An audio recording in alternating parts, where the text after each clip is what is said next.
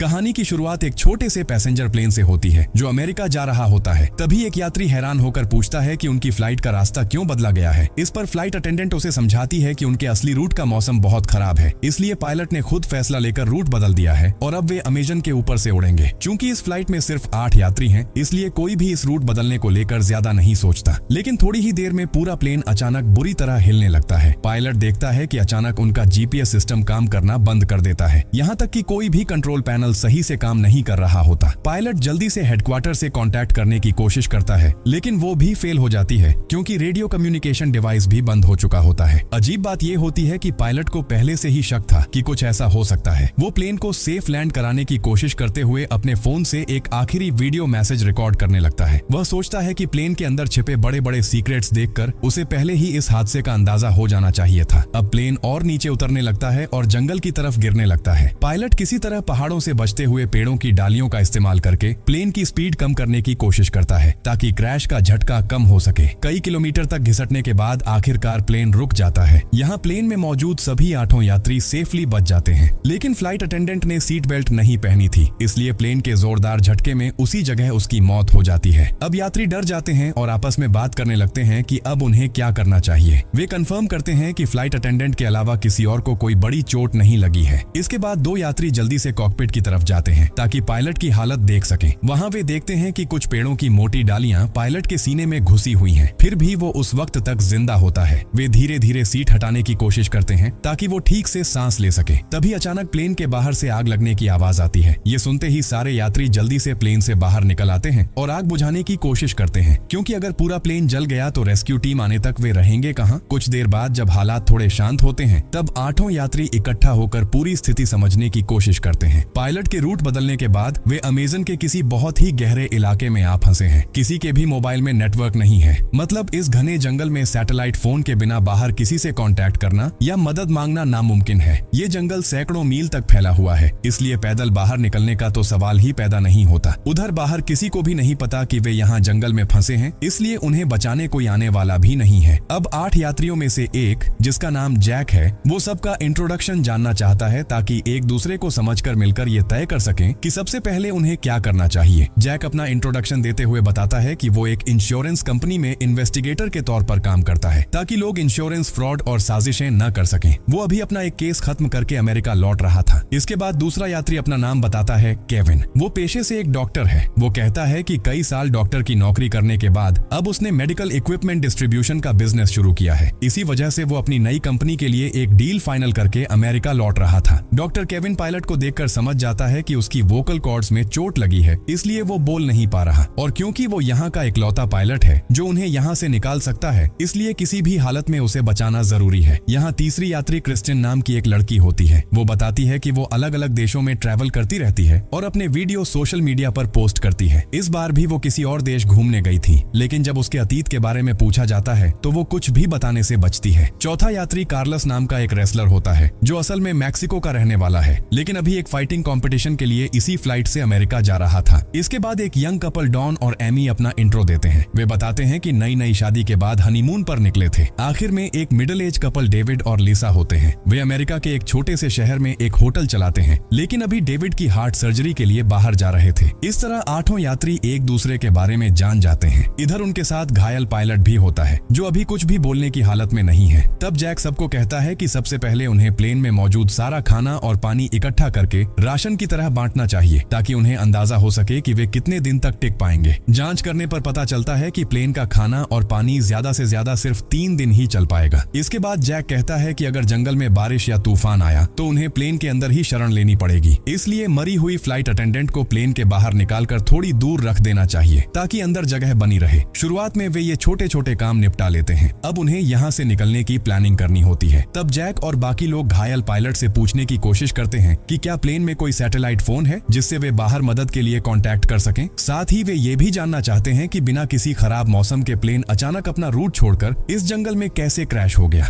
Pilot कुछ कहने की कोशिश करता है। ऐसा लगता है कि वो कुछ सीक्रेट जानता है, लेकिन बोल न पाने की वजह से कुछ भी बता नहीं पाता। तब जैक कहता है कि क्योंकि केविन एक डॉक्टर है, उसे पायलट का इलाज करना चाहिए, लेकिन केविन तुरंत मना कर देता है। वो कहता है कि पायलट को बचाने के लिए सर्जरी करनी पड़ेगी और इस जंगल में उसके पास न तो कोई सर्जिकल इक्विपमेंट है और न ही दवाइयाँ। ऐसी हालत में अगर सर्जरी की गई तो पायलट और जल्दी मर जाएगा। इसलिए सब मिलकर ये फैसला करते हैं कि फिलहाल उन्हें पायलट के होश में आने और हालत सुधरने का इंतजार करना होगा। इधर लिसा प्लेन से खाना लाकर सब में थोड़ा थोड़ा बांट देती है। खाना खाने के बाद सबके अंदर एक नई उम्मीद पैदा होती है और वे यहाँ से निकलने के बारे में सोचने लगते हैं। तभी क्रिस्टिन पास के एक पहाड़ की तरफ देखते हुए कहती है, कौन जाने अगर हम ऊपर चढ़ें तो शायद मोबाइल में नेटवर्क मिल जाए। इसलिए सब मानते हैं कि उन्हें वहां जाकर ट्राई करना चाहिए। लेकिन तब तक शाम हो चुकी होती है, इसलिए वे तय करते हैं कि अगली सुबह पहाड़ पर चढ़ेंगे। उसी वक्त पायलट की हालत और ज्यादा बिगड़ने लगती है। यहाँ केविन, जो अब तक कुछ नहीं कर पाया था, वो कहता है कि अगर ऐसे ही छोड़ दिया गया तो पायलट वैसे भी मर जाएगा। इसलिए वो रिस्क लेकर इसी हालत में किसी तरह उसकी सर्जरी करने की कोशिश करेगा। वो बचेगा या नहीं ये उसकी किस्मत पर होगा। केविन की बात मानकर सब लोग प्लेन से जरूरी सामान ढूंढ कर लाते हैं जो सर्जरी में काम आ सके। वे एक सब्जी काटने वाला चाकू, अल्कोहल और कुछ दूसरे छोटे मोटे सामान इकट्ठा करते हैं। अब डॉक्टर केविन बिना एनेस्थीसिया के ही सर्जरी शुरू करता है, जिससे पायलट को भयानक दर्द होता है। लेकिन किस्मत से सर्जरी उम्मीद से बेहतर हो जाती है। डॉक्टर केविन बताता है कि आज रात के बाद पायलट की हालत काफी सुधर जाएगी। लेकिन तब किसी ने भी नहीं सोचा था कि आगे उनके साथ क्या होने वाला है। रात में जब सब बाहर सो रहे होते हैं, तभी एक चेहरा ढका हुआ आदमी आता है और घायल पायलट का मुंह दबाकर उसका दम घोंट देता है। सुबह जब सब उठते हैं तो पायलट को मरा हुआ देखकर सब सन्न रह जाते हैं, क्योंकि रात की सर्जरी के बाद उसकी हालत काफी अच्छी हो गई थी और उसने ये भी इशारा किया था कि वो उन्हें कुछ बहुत जरूरी सीक्रेट बताने वाला है। डॉक्टर केविन कहता है कि पायलट के शरीर में किसी तरह का इन्फेक्शन नहीं हुआ था, तो फिर वो मरा कैसे? ये बात सबको परेशान कर देती है और सब आपस में बात करने लगते हैं कि काश रात में किसी ने बारी बारी से पायलट पर नजर रखी होती। लेकिन अब कुछ किया नहीं जा सकता। सब यही मान लेते हैं कि शायद पायलट अपनी चोटों की वजह से ही मर गया होगा। इसलिए वे पायलट की लाश को उस मरी हुई फ्लाइट अटेंडेंट की लाश के पास थोड़ा थोड़ा दूर एक पेड़ के नीचे रख आते हैं, ताकि अगर कभी यहाँ कोई रेस्क्यू टीम पहुंचे तो इन दोनों के शव उनके फैमिली तक पहुंचाए जा सके। इसलिए वे दोनों को यहीं छोड़ देते हैं। लेकिन किसी को यह ध्यान नहीं रहता कि पायलट की जेब से उसका फोन गिर गया था और डॉन उसे चुपचाप उठा लेता है। जब डॉन की पत्नी एमी उससे इसके बारे में पूछती है तो डॉन उसे और किसी को भी कुछ न बताने को कहता है, क्योंकि अब वो किसी पर भरोसा नहीं कर पा रहा था। इसके बाद डॉन अकेले पायलट की लाश के पास जाता है और उसका एक उंगली काट लेता है ताकि उस फिंगरप्रिंट से फोन अनलॉक किया जा सके। उधर जब मिडिल एज कपल अकेले में बात करता है तो लिसा अपने पति डेविड से कहती है कि उसे नहीं लगता पायलट की मौत नेचुरल थी। लिसा पहले एक हॉस्पिटल में नर्स रह चुकी है और उसने अपनी आंखों के सामने एक मरीज को दम घुटने से मरते देखा है। लिसा के मुताबिक पायलट का चेहरा भी बिल्कुल वैसा ही काला पड़ गया था। मतलब साफ था किसी ने जानबूझकर उसका दम घोंट कर मारा है। लेकिन लिसा ये बात सबके सामने नहीं कहती, क्योंकि साफ साफ इन 8 लोगों में से ही किसी एक ने पायलट की मर्डर की है। तब उसका पति डेविड हैरानी से पूछता है, इन यात्रियों में से कोई पायलट को क्यों मारेगा? लेकिन लिसा कहती है कि यही बात अब उन्हें पता लगानी होगी और अब से उन्हें बहुत सावधान रहना होगा। उन्हें अपने अलावा किसी पर भरोसा नहीं करना चाहिए। ये कहते वक्त लिसा अचानक महसूस करती है कि कोई उनकी बातें सुन रहा है, इसलिए वो तुरंत ही ये बातचीत अधूरी छोड़ देती है। उधर ट्रैवलर क्रिस्टिन एमी के पास आकर कहती है कि वो जानती है कि डॉन और एमी शादी के बाद हनीमून पर नहीं जा रहे थे, इसलिए वो उससे सच बताने को कहती है। तब एमी सच कबूल कर लेती है कि वो असल में एक अमीर बिजनेसमैन की बेटी है और डॉन उसके फैमिली का ड्राइवर था। वहीं से दोनों को प्यार हो गया। लेकिन जब उन्हें लगा कि उनका फैमिली कभी इस रिश्ते को नहीं मानेगा तो वे अपना देश छोड़कर फ्लाइट से अमेरिका भाग रहे थे। क्रिस्टिन समझ जाती है कि उन्होंने बाकी यात्रियों से झूठ इसलिए बोला था ताकि कोई उन पर शक न करे। इधर कार्लस सबको एक अच्छी खबर देता है। वो बताता है कि उसे प्लेन में एक जीपीएस डिवाइस मिला है। वो कहता है कि अगर वो इस डिवाइस को पास के पहाड़ की चोटी पर ले जाकर एक्टिवेट कर दे तो उनकी मदद हो सकती है। इसका सिग्नल बहुत दूर तक जाएगा और डिवाइस में जो थोड़ी बहुत खराबी है उसे वो कल तक ठीक कर देगा। ये सुनकर सब राहत की सांस लेते हैं, क्योंकि आखिरकार उन्हें यहाँ से निकलने का एक रास्ता नजर आने लगा था। कार्लस बताता है कि उसके पिता कभी एक इलेक्ट्रीशियन थे और उसी से उसने ये सब काम सीखे थे, लेकिन वो खुद एक फाइटर बनना चाहता था, इसलिए उसने अपने पिता की दुकान छोड़ दी थी। तब जैक कहता है, ठीक है, आज के अंदर कार्लस ये जीपीएस डिवाइस ठीक कर ले और हमारे हिसाब से पहाड़ पर चढ़ने में हमें आधा दिन लग जाएगा, इसलिए कल सुबह होते ही हम ये डिवाइस लेकर ऊपर जाएंगे। लेकिन तभी लिसा सबको एक बुरी खबर देती है कि उनका सारा खाना चोरी हो चुका है, जबकि उन्हें यहाँ फंसे अभी सिर्फ एक ही दिन हुआ था। जो खाना 3 दिन चलने वाला था वो एक ही दिन में गायब हो गया। तब क्रिस्टिन और जैक फौरन प्लेन के पास जाकर ढूंढने लगते हैं कि आखिर उनका खाना पानी किसने चुराया। जिस राशन से 3 दिन चल सकता था वो अब 1 दिन में ही खत्म हो गया। यहाँ क्रिस्टिन की तलाश करने की स्किल देखकर जैक कहता है कि वो कोई आम ट्रैवलर नहीं हो सकती, क्योंकि जिस तरह से वो इन्वेस्टिगेशन कर रही है वैसा कोई नॉर्मल इंसान नहीं करता। तब क्रिस्टी आखिरकार अपने पेशे के बारे में सच बताती है कि वो असल में एक रिपोर्टर है जो दुनिया के अलग अलग देशों में जाकर वहाँ के गैंग्स को एक्सपोज करती है और उन्हें पुलिस के हवाले कराती है। इसीलिए उसने अपने बारे में झूठ बोला था ताकि अगर यात्रियों में कोई क्रिमिनल हो तो वो उस पर पर हमला न करे। मतलब यहाँ मौजूद 8 यात्री किसी न किसी तरह अपना अतीत छिपा रहे हैं। इधर अब जब उनके पास खाना पानी कुछ भी नहीं बचा तो कार्लस को जीपीएस डिवाइस ठीक करने के लिए वहीं छोड़कर बाकी सब जंगल में खाने पीने का इंतजाम करने निकल पड़ते हैं। रास्ते में चलते चलते उन्हें कुछ नीले रंग के मशरूम दिखते हैं। क्रिस्टी अपने रिपोर्टिंग एक्सपीरियंस से जानती है कि अगर कोई इन्हें खा ले तो कुछ ही घंटों में उसकी मौत हो सकती है, इसलिए वो सबको सख्त मना करती है कि कोई भी इन्हें गलती से भी न छुए। वो ये भी बताती है कि ऐसे मशरूम आमतौर पर गीली जगहों पर उगते हैं, मतलब आसपास कहीं कोई बड़ा पानी का सोर्स जरूर होगा। थोड़ा आगे जाने पर उन्हें सच में एक छोटा सा तालाब मिल जाता है, लेकिन वहाँ का पानी साफ नहीं होता, इसलिए वे सोचते हैं कि इसे पीने लायक बनाने के लिए शुद्ध करना पड़ेगा। तभी अचानक पीछे से गोली चलने की आवाज आती है। सब घबराकर दौड़ते हैं और देखते हैं कि डेविड अपनी पत्नी लिसा के साथ मिलकर अपनी बंदूक से एक बंदर का शिकार कर चुका है ताकि वे उसे खा सकें। तब पता चलता है कि उनके सामान में एक गन भी थी, जिसके बारे में उन्होंने किसी को नहीं बताया था। लिसा सबको समझाती है कि वे किसी को डराना नहीं चाहते थे, इसलिए उन्होंने बंदूक के बारे में कुछ नहीं कहा। अब डेविड के शिकार किए हुए बंदर को पकाकर सब आज का खाना पूरा करते हैं। इधर क्रिस्टिन और जैक मिलकर तालाब के पानी को भी किसी तरह शुद्ध कर लेते हैं ताकि वो पीने लायक हो जाए। मतलब आज के लिए खाने पीने की टेंशन खत्म हो जाती है। लेकिन एक मेंबर एमी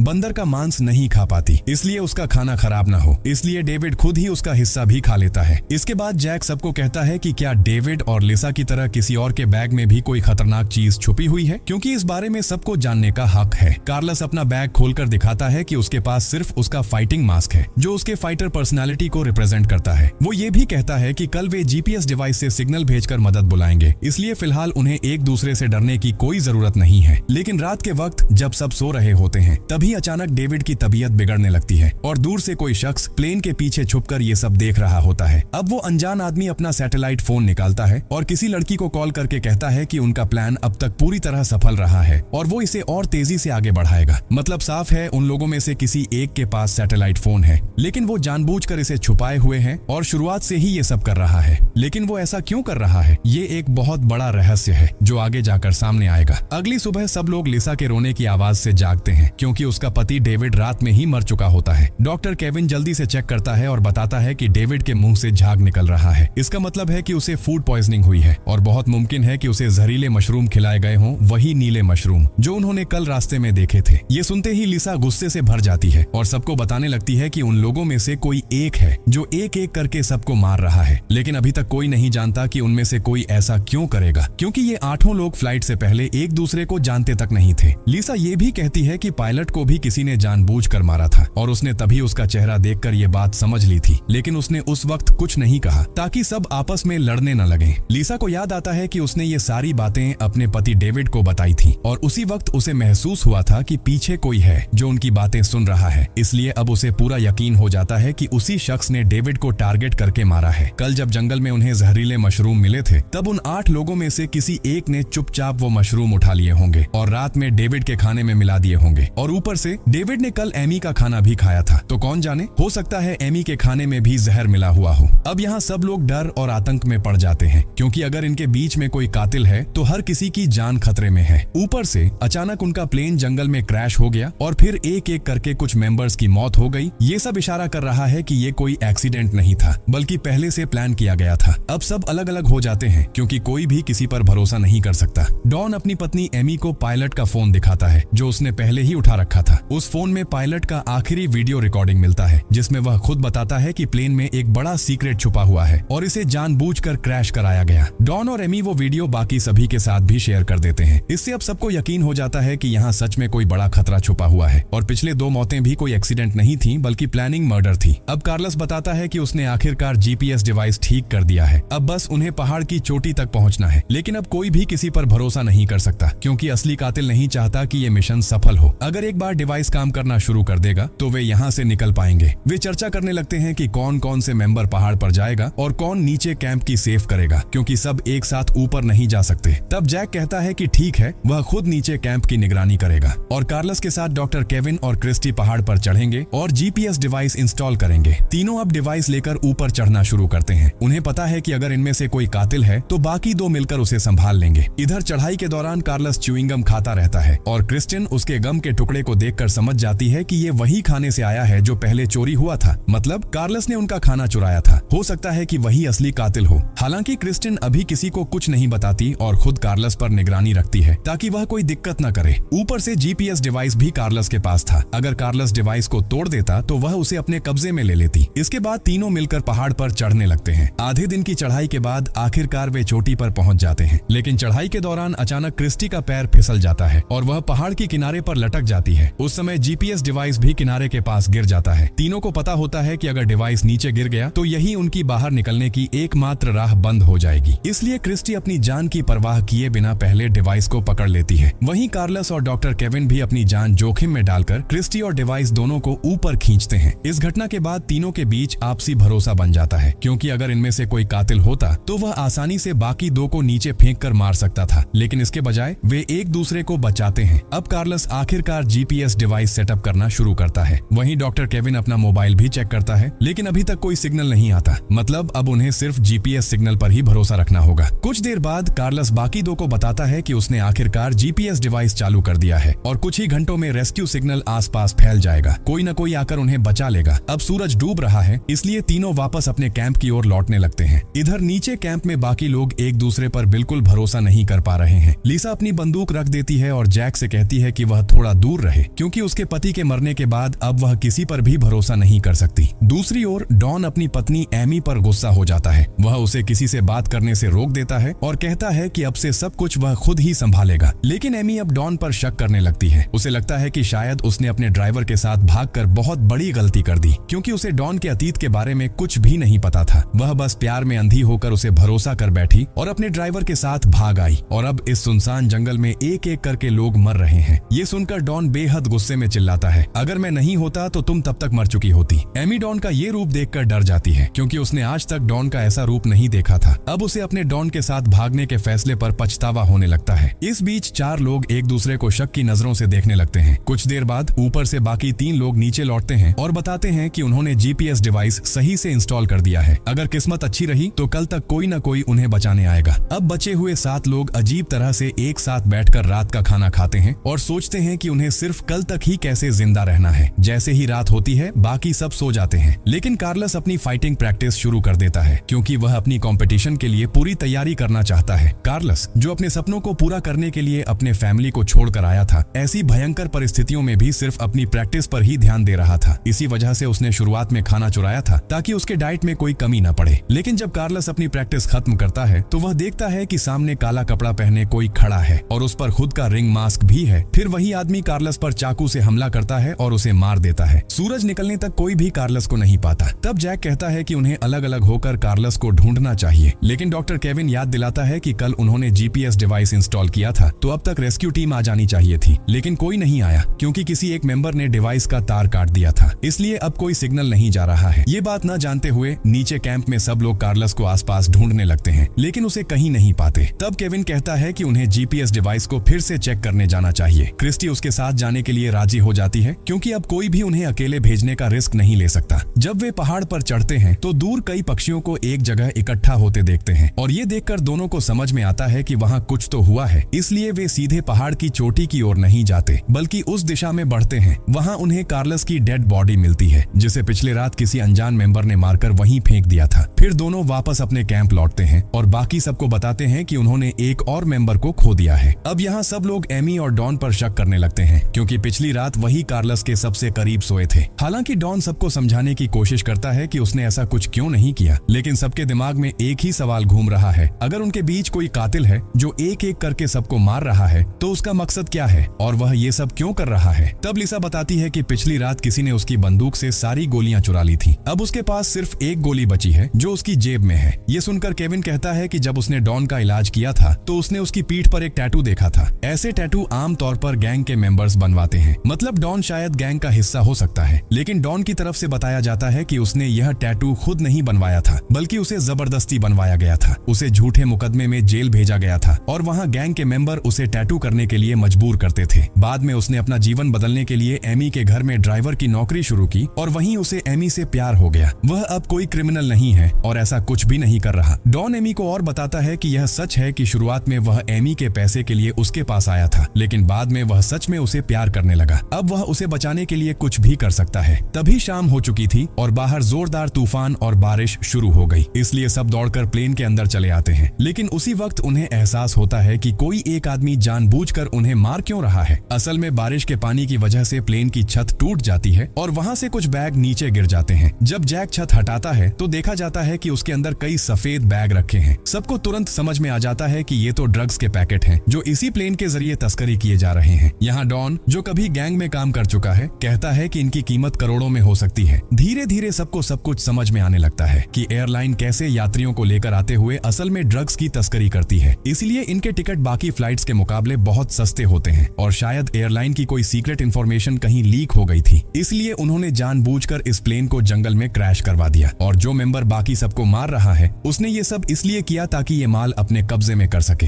लेकिन इसके बावजूद कुछ बातें अब भी समझ से बाहर हैं कि उस मेंबर को बाकी सबको मारने की जरूरत क्यों पड़ी। इसी बीच देखा जाता है कि एमी डर के मारे प्लेन से बाहर दौड़ जाती है, वो चीजें जिनसे अब उसकी जान खतरे में पड़ सकती है। तब डॉन उसके पीछे पीछे जाता है उसे खोजने, लेकिन केविन समझाता है कि किसी को भी बाहर नहीं जाना चाहिए। इसके बाद लिसा भी उसके पीछे जाती है उसे खोजने के लिए। बाहर तेज बारिश हो रही है और तूफानी हवा की आवाज के कारण आसपास कुछ भी सुनाई नहीं दे रहा। जब लिसा अपनी बंदूक लेकर एमी को खोजने की कोशिश करती है तभी पीछे से वही कातिल आता है और उसे चाकू से हमला करता है। लिसा मरने से पहले कोशिश करती है कि कातिल का चेहरा देख सके, लेकिन उससे पहले ही उसकी मौत हो जाती है। सुबह होने पर लिसा की लाश देखकर सब लोग गुस्से में आ जाते हैं। उनकी 1000 कोशिशों के बावजूद कातिल बार बार किसी न किसी को मार रहा है। सब एक दूसरे पर शक करने लगते हैं, लेकिन किसी को यह समझ नहीं आता कि 5 में से असली कातिल कौन है। तभी क्रिस्टी जैक की तरफ बंदूक उठाती है और बताती है कि कुछ समय पहले उसने जैक की चीजों से लिसा की बंदूक की सारी गोलियां वापस पा ली हैं जो लिसा की बंदूक से चोरी हुई थी।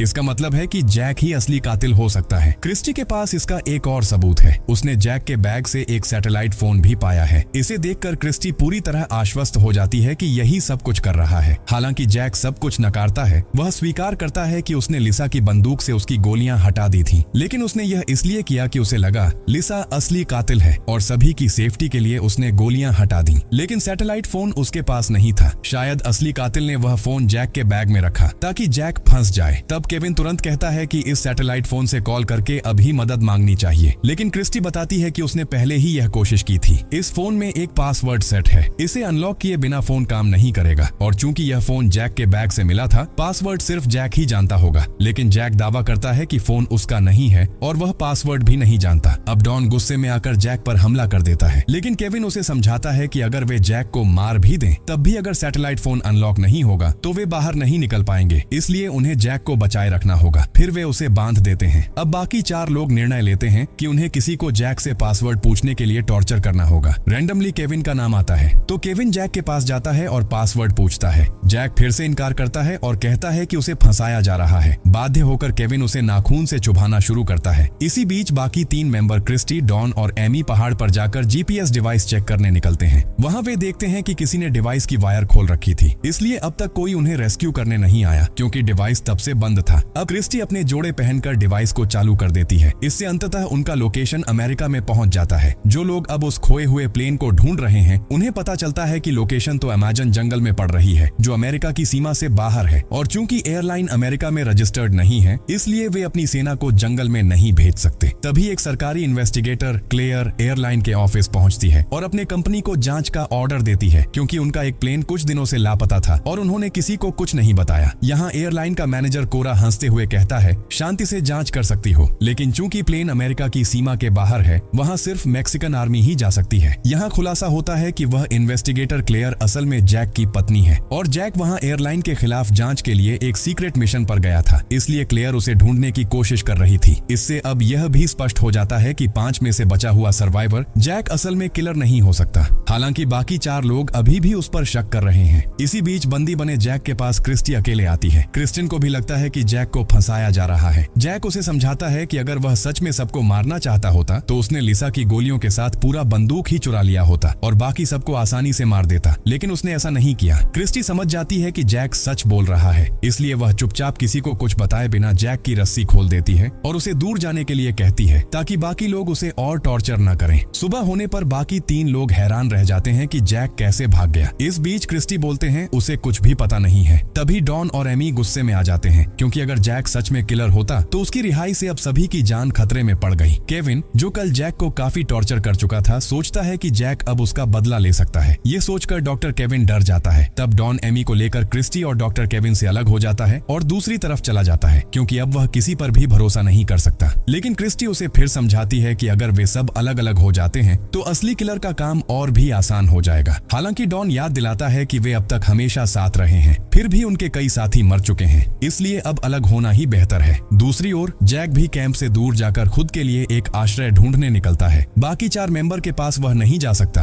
क्योंकि सिर्फ क्रिस्टी छोड़कर बाकी 3 लोग उसे किलर मान रहे हैं। इसी बीच डॉन एमी को आश्वस्त करता है कि वह उसे कुछ नहीं होने देगा। वे पहले ही जीपीएस डिवाइस चालू कर चुके हैं। रेस्क्यू टीम आ रही है और सच में ऐसा होता है। मैक्सिकन आर्मी को ऑर्डर मिल जाता है कि वे अब उस डिवाइस के लोकेशन पर जाकर वहां मौजूद सर्वाइवरों को बचाए। अब आर्मी कैंप से कुछ सैनिकों की टीम हेलीकॉप्टर में बैठकर अमेजन जंगल की ओर रवाना होती है। इसी बीच डॉन और एमी साथ बैठे हैं। बाकी 3 मेंबर अलग अलग दिशा में आगे बढ़ रहे हैं। अचानक उन्हें एक साथ कुछ गोली चलने की आवाज सुनाई देती है। वे दौड़ते हुए कैंप की ओर आते हैं और हैरान रह जाते हैं कि डॉन और एमी को किसी ने पीछे से गोली मार दी और वे भी मर जाते हैं। अब यहाँ क्रिस्टी, जैक और केविन बचे हुए 3 सर्वाइवर एक दूसरे की तरफ शक की नजर से देख रहे हैं। इन तीनों में से एक ही असली किलर है जिसने अब तक सबको मारा। इसी बीच आर्मी को जीपीएस सिग्नल मिल जाता है और वे इस लोकेशन की ओर बढ़ रहे हैं। अब डॉक्टर केविन, क्रिस्टी और जैक ये तीनों एक दूसरे की तरफ डर के साथ देख रहे हैं, क्योंकि इनके बीच किसी एक ही असली किलर हो सकता है। क्रिस्टी का अनुमान है कि जैक ही किलर है, क्योंकि उसने पिछली रात उसे मुक्त किया और अब डॉन और एमी मर चुके हैं। वहीं केविन सोचता है कि जैक और क्रिस्टी मिलकर सब कर रहे हैं, नहीं तो क्रिस्टी भी रात में किसी को बताए बिना जैक को छोड़ देती। इसी बीच ऊपर से मैक्सिकन आर्मी का हेलीकॉप्टर भी पहुंच गया है, लेकिन घने जंगल के कारण वे नीचे कुछ नहीं देख पा रहे हैं। वे आसपास हेलीकॉप्टर घुमाना शुरू करते हैं ताकि वे प्लेन के ध्वंसावशेष को ढूंढ सकें। नीचे तीनों सर्वाइवर बंदूकें हाथ में लिए खड़े हैं। अब जब क्रिस्टी जैक पर शक करती है तो जैक डॉक्टर केविन पर शक करने लगता है, क्योंकि एक डॉक्टर के रूप में केविन सभी की कमजोरियों को जानता है। लेकिन डॉक्टर केविन याद दिलाता है कि कैसे उसने क्रिस्टी को पहाड़ से गिरने से बचाया। अगर वह किलर होता तो वह उसे जानबूझकर मरने देता। तीनों के पास अपने अपने तर्क हैं कि क्यों वे किलर हो सकते हैं। साथ ही कुछ कारण भी हैं जो साबित करते हैं कि तीनों में से कोई भी किलर नहीं है। जैसे ही वे तर्क वितर्क कर रहे होते हैं, वे देखते हैं कि आर्मी का हेलीकॉप्टर ऊपर से गुजर रहा है, यानी जीपीएस डिवाइस फिर से चालू होने के बाद उसका सिग्नल आर्मी तक पहुंच गया है। लेकिन ऊपर घनी धुंध छाई हुई है, जिससे आर्मी नीचे कुछ भी नहीं देख पाती। इसलिए आर्मी वापस लौट जाती है ताकि हेलीकॉप्टर पहाड़ से टकरा न जाए, और निर्णय लिया जाता है कि जैसे ही धुंध कटेगी वे अगले दिन फिर से लौट कर आएंगे। नीचे मौजूद तीनों सर्वाइवर भी समझ जाते हैं कि आर्मी वापस चली गई है, इसलिए उन्हें अभी थोड़ी देर और यहीं इंतजार करना पड़ेगा।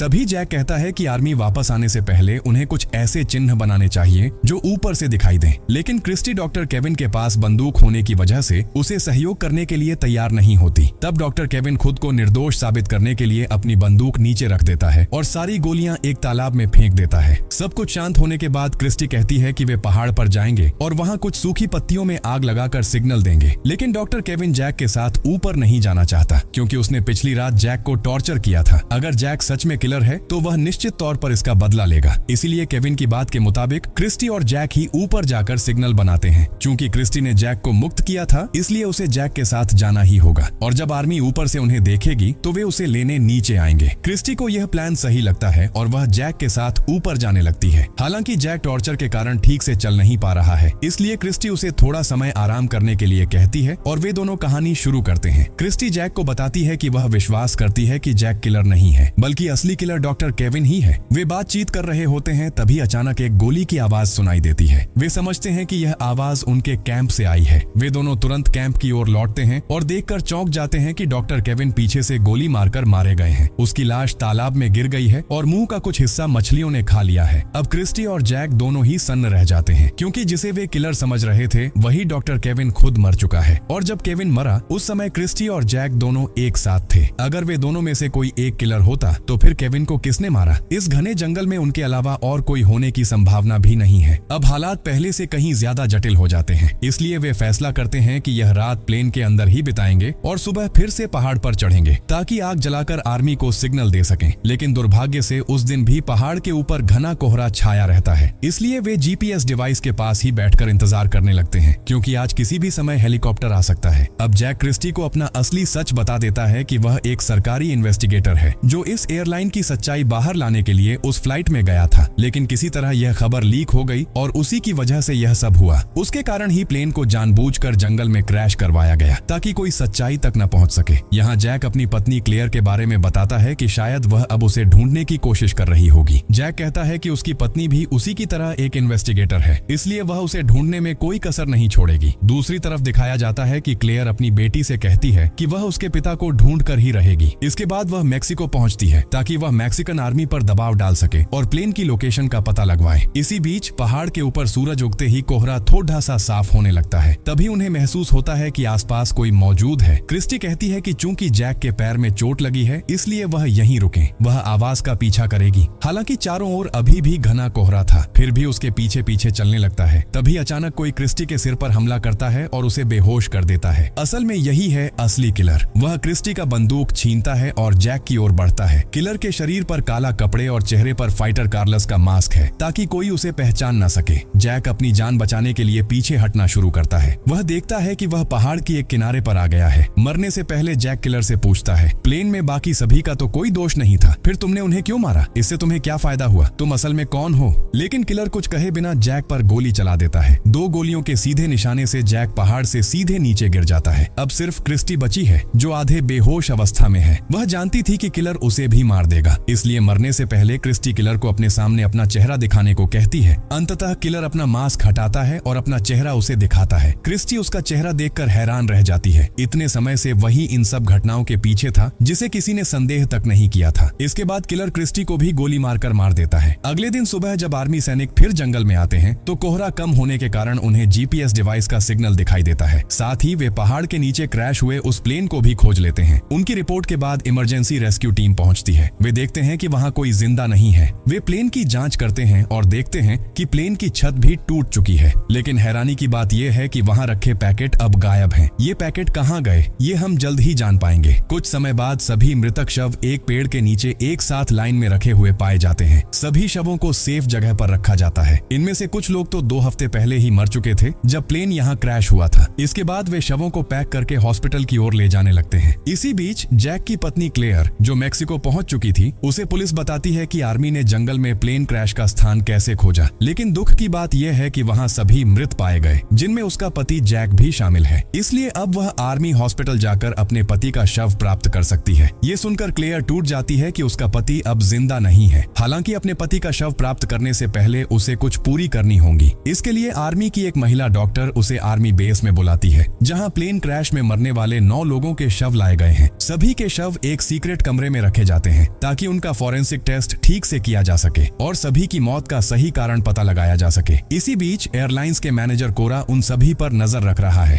ताकि यह पता किया जा सके कि उसके कोई सीक्रेट प्लान न हो। कुछ समय बाद एक डॉक्टर जिसे आर्मी ने फॉरेंसिक टेस्ट के लिए बुलाया था रास्ते में रोक लिया जाता है और किसी बहाने से उसे अकेला किया जाता है। जब यह पता हो जाता है कि वह पूरी तरह अकेला है तो उसे मार दिया जाता है। उसकी जगह कोरा खुद डॉक्टर बनकर आर्मी बेस में पहुंच जाता है। वहीं देखा जाता है कि जिन शवों को सेफ रखा गया था उनमें से एक बैग के अंदर अचानक कोई चाकू से बैग काटकर बाहर निकलता है। इसका मतलब है कि वहां अब भी एक मेंबर जिंदा है और यही असली किलर है जिसने जंगल में एक एक करके सभी को मार डाला। सबसे बड़ा ट्विस्ट ये है कि वह किलर कोई और नहीं बल्कि डॉक्टर केविन है। हाँ, शुरू से ही सब कुछ उसका प्लान था और अब वह एक एक करके सभी मृत शवों के बैग खोलना शुरू कर देता है। इसी बीच बाहर कोरा उस डॉक्टर की आईडी इस्तेमाल करके अंदर घुस जाता है। वह बहाना बनाता है कि उसे अकेले ही पूरा प्रोसेस करना होगा, इसलिए कोई सैनिक उसे फॉरेंसिक चैम्बर में न लाए। लेकिन आर्मी के जनरल एक सैनिक को डॉक्टर के साथ भेज देते हैं। जब वे दोनों पहुंचते हैं तो देखते हैं कि सभी बैग खुले हुए हैं। सैनिक चारों ओर देखता है कि यह किसने किया। तभी केविन पीछे से आकर उसे बेहोश कर देता है। अब केविन को सामने देखकर कोरा बहुत खुश होता है। वे दोनों एक दूसरे को गले लगाते हैं। इसका मतलब है कि सब कुछ उन्होंने मिलकर प्लान किया था। असल में डॉक्टर केविन का मकसद था प्लेन के सभी ड्रग्स के पैकेट्स बाहर पहुंचाना, इसलिए उसने एक एक करके सभी को मार दिया और पैकेट्स के अंदर डाल दिए। यही वजह है कि जब सैनिक वहां पहुंचते हैं तो उन्हें प्लेन की छत पर कुछ भी नहीं मिलता, क्योंकि डॉक्टर केविन ने बाकी लोगों के शरीरों में ड्रग्स के पैकेट्स डाल दिए थे और खुद भी मृतक बनकर उसी बैग में छुप गया। उस समय वहां कई मृत शरीर से सड़ी हुई बदबू आ रही थी, इसलिए किसी सैनिक ने यह नहीं देखा कि कोई जानबूझकर वहां पड़ा है। अब वे सभी शरीरों से पैकेट्स निकाल रहे हैं ताकि उन्हें ले जा सकें। इसी बीच बाहर क्लेयर भी वहां पहुंच चुकी है। उसे अपने पति जैक के मृत शरीर की पहचान करनी है, इसलिए उसे थोड़ी देर इंतजार करने के लिए कहा जाता है, क्योंकि डॉक्टर अंदर शवों की फॉरेंसिक जांच कर रहे हैं। लेकिन अंदर कोरा और केविन सभी बैग खोलकर मृतकों की सभी चीजें निकाल देते हैं और पूरे लैब समेत सभी शवों में आग लगा देते हैं ताकि कोई सबूत न बचे कि मृतकों में कौन कौन था और उनके शरीर से क्या निकाला गया। बाहर जब क्लेयर सैनिकों के साथ अंदर जाती है तो वे लैब में एक बड़ी विस्फोट की आवाज सुनते हैं। सभी सैनिक आग बुझाने दौड़ पड़ते हैं। इस मौके का फायदा उठाकर कोरा और केविन एक कार लेकर वहां से फरार हो जाते हैं। दूसरी ओर कुछ सैनिक अब भी उस जगह पर जांच कर रहे हैं कि कैसे एक मास्क पहने किसी मेंबर्स ने बाकी सभी को मार दिया। हालांकि उनके पास कोई सबूत नहीं मिलता कि इसे किसने किया। फिर जब वे वापस जाने ही वाले थे तभी उन्हें नीचे से किसी जिंदा आदमी का सिग्नल मिलता है। सरप्राइजिंगली वह जैक था, जो कि 2 बार गोली लगने के बावजूद और पहाड़ से गिरने के बाद अब भी जिंदा है। असल में जब केविन ने उसे गोली मारी थी उस समय धुंध होने की वजह से गोली उसके शरीर को छूते हुए निकल गई और जैक भाग्य से पहाड़ से गिरते समय एक पेड़ में अटक गया। इसी तरह वह अब भी जिंदा है। तब घायल जैक ने अपने सनग्लास का इस्तेमाल करके सिग्नल भेजा कि वह अब भी जिंदा है। इस बीच यह सब कुछ न जानकर क्लेयर आर्मी बेस में टूट कर आ जाती है। तभी जनरल उसे एक खुशखबर देते हैं कि उनके सैनिकों ने उसका पति जैक को जिंदा पाया है और उसे सीधे सिटी हॉस्पिटल ले जाया जा रहा है। क्लेयर, जिसे अब तक लगा था कि उसने अपने पति को खो दिया, वह खुशी से जनरल की बात मानते हुए हॉस्पिटल की ओर दौड़ती है। हालांकि जैक के 2 घाव हैं, लेकिन डॉक्टर बताते हैं कि अब वह सेफ है। इसके बाद मैक्सिकन एजेंसी की तरफ से बताया जाता है कि उनकी यात्री सूची में डॉक्टर केविन नाम का कोई आदमी मौजूद ही नहीं था। सैनिकों को इस नाम का कोई सबूत नहीं मिलता। तभी जैक को समझ में आता है कि असली किलर वास्तव में डॉक्टर केविन था, जिसने उन्हें झूठी पहचान दी और एक एक करके बाकी सभी को मार दिया। जैक ये भी जानता है कि कैसे आइलैंड कंपनी के ड्रग्स के पैकेट्स को उनके प्लेन की छत पर छिपाकर तस्करी की जाती है। इसलिए आइलैंड के मैनेजर्स को भी अरेस्ट किया जाना चाहिए और डॉक्टर केविन उनके लिए ही काम कर रहा है। इस बीच केविन कोरा के साथ घर लौटकर बहुत खुश है। उनका प्लान सफल हो गया है। प्लेन के अंदर मौजूद करोड़ों रुपए का माल अब उनके कब्जे में है। केविन अपनी चालाकी से एक एक करके सबको मारता गया और लाशों का इस्तेमाल करते हुए ड्रग्स के सारे पैकेट्स खुद ही आर्मी की मदद से तस्करी करवा देता है। इसी बीच जैक धीरे धीरे केविन के सारे हरकतों को समझने की कोशिश करता है। कैसे उसने पहले अकेले पायलट को मारा, रात में उसके पास कोई नहीं था ताकि बाकी लोग प्लेन में ड्रग्स के बारे में ना जान पाए। साथ ही जब शुरू में कार्लोस और क्रिस्टी के साथ डॉक्टर केविन ऊपर जाता है तब वह चुपके से जीपीएस डिवाइस का लॉक खोल देता है और एक एक करके पहले डेविड को जहर देकर मारता है, फिर कार्लोस को मारता है और बाद में लीसा को भी। इसी तरह जब बाकी लोग एमी और डैनी से दूर चले जाते हैं तो वह उन्हें भी मार देता है। केविन के पास शुरू से ही सैटेलाइट फोन था,